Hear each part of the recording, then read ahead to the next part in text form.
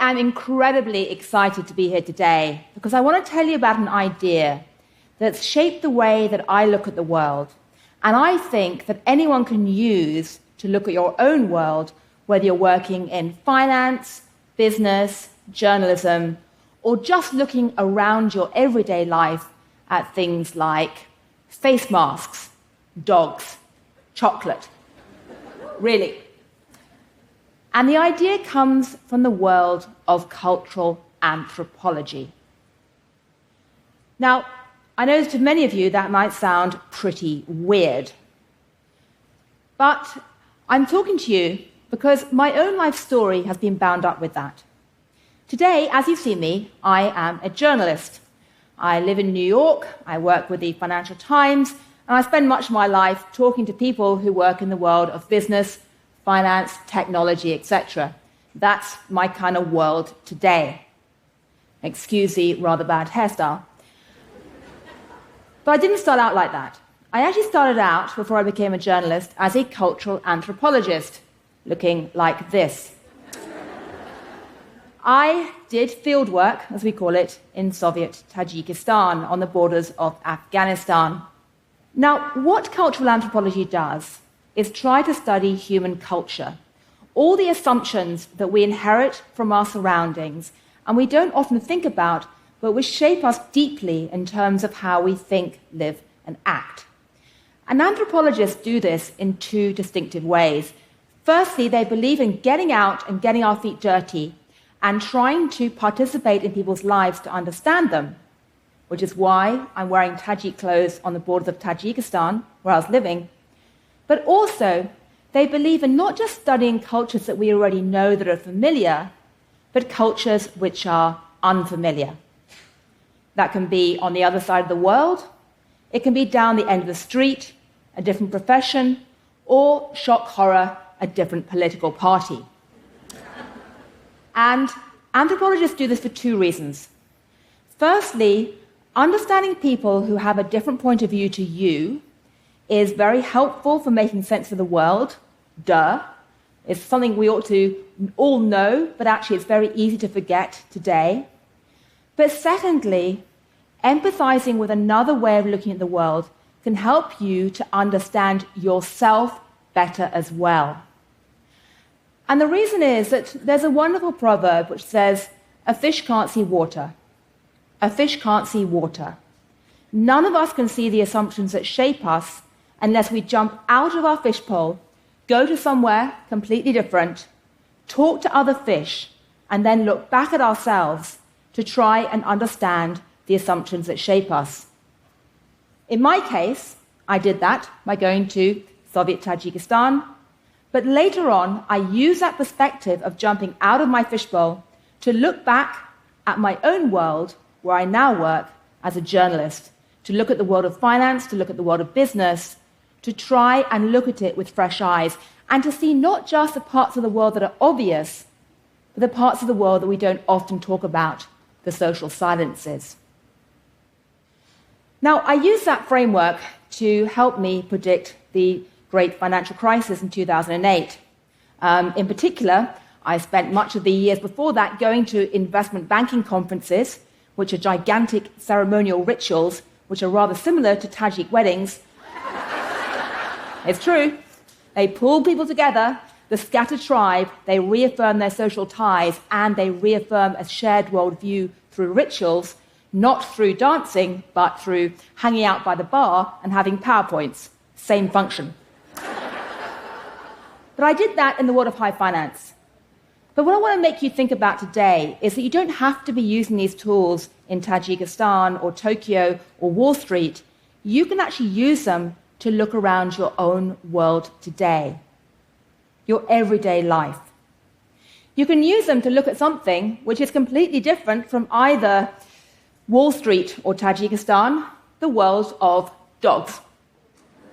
This is my dog, Charlie.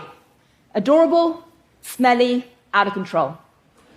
And when people ask me about my dog, I often say, "Charlie, she's part of my family." I bet many of you who have dogs will say exactly the same thing. But here's something to think about. If you are in America or Europe, you think it's kind of normal to say that your dog is part of your family. I can tell you, though, that if you're sitting in Tajikistan or most other cultures which are non-Western, saying that a dog is part of your family makes you look really weird, if not exotic. Because the reality is that in many cultures throughout history, animals have been defined in opposition to humans. Dogs lived out in the fields, or live out in the fields or the yard. They might come in the house. They didn't come into the bedroom, and they certainly didn't come into the bed. Charlie's not supposed to be in my bed, but hey. And the thing to think about that's interesting is this. What is different in these different contexts isn't necessarily the dog. It's our idea of family. Many non-Western cultures have an idea that a family is something that is imposed on you and it's pretty non-negotiable. In the West, we have this wonderful individualistic consumer culture where everything is pick and mix and customized. We customize our coffee choice. We have our music playlists. We get to define our families. And that's liberating. It's also sometimes quite nerve-wracking. And what it means is that people say, well, if I want to put a dog in my family, I'm going to put a dog. It also means that people use dogs to define and create families as an active choice.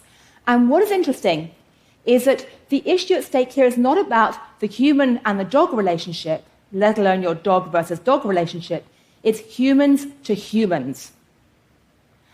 And that's something you need to think about if, say, you're in the business of selling dog food or you just want to get a dog. And it's something very hard to see unless you jump out of your fishbowl. Or, for another example, think about cell phones. I spend a lot of time with my teenagers worrying about why they can't get off their cell phone. And the normal way that people talk about that is to say, well, they're addicted to cell phones because, guess what? It's those algorithms, screen time, it's the technology. But an anthropologist called Dana Boyd went out a few years ago and tried to look at teenagers in the wild with their cell phones and realized that when you observe teenagers with this kind of broad anthropological perspective, when you try and look with a worm's eye view, not a bird's eye view, actually there's something about teenagers that's quite remarkable, which is that 50, 100 years ago, teenagers were physically roaming in the world a lot. They were on their bikes, they were walking around the streets, they were congregating in fields. They could explore the world, test boundaries, essentially have adventures without parents watching. Today, in many American contexts, they can't. Never mind lockdown, even before that, because of stranger danger, because of overscheduling, the only place they could roam without parents watching was in cyberspace with their cell phones. So is it any surprise that teenagers love their cell phones? If you want to change behavior, you can't just look at the phone, the noise. You have to look at the physical experience, the silence too. And again, that's hard to see if you just know one fishbowl. Another example, what is sitting at the end of your noses right now, or hopefully called your face mask? In the last 2 years, we've heard a lot about how face masks stop germs through that physical fabric. But they're cultural signaling devices too. They send messages to your own brain to remind you to change behavior, to each other to show whether you respect science, whether you're upholding community norms. And although doctors don't often talk about that cultural aspect, we need to, because one thing we've learned is you can't stop a pandemic just with medical science or computer science. You need to think about social science and behavior. And behavior could change. Because there's another thing about those face masks, which is that effectively they have shown how culture can change. We weren't wearing them 2 years ago. And culture can change in all kinds of surprising ways. Culture isn't a box with rigid, static sides. It's more like a river that flows. And if you want to understand that, think about one last issue, which is chocolate. Hooray. Kit Kats started life a century ago as a British brown biscuit.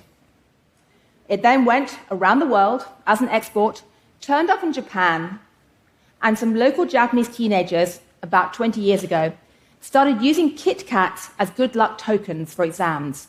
And then they started adding Japanese flavors like soy sauce, wasabi, green tea. And then it became a Japanese biscuit and a Japanese souvenir, and then was sold back into Britain, where today you can buy green tea Kit Kats. And they're actually made in Germany. So today, a Kit Kat is British and Swiss, because Nestle owns it, and Japanese and German. Culture is a river. It changes. New streams come in, and that is fantastic. And that is one of the big ideas I want to leave you with last of all. Because right now, as we speak, COVID-19 and the lockdown, in many ways, has been an extraordinary period of culture shock. It's given you all what anthropologists experience when they go to other cultures. The chance to be jolted out of what was normal and to look at your world again, to become a stranger in your own land again.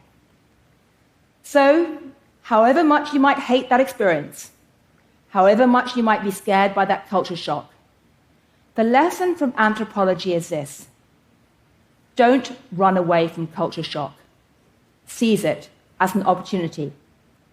Recognize that lockdown has kept us all trapped with our own tribe, physically, our own pod. We've gone online into echo chambers.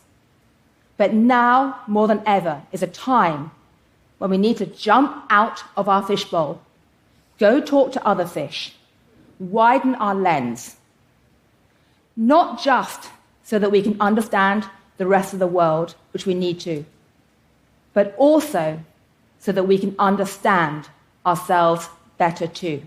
And just think of that when you see a dog, a Kit Kat bar, a face mask, or your cell phone.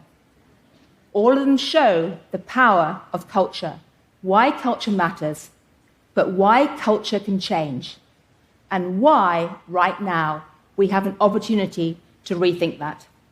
Thank you.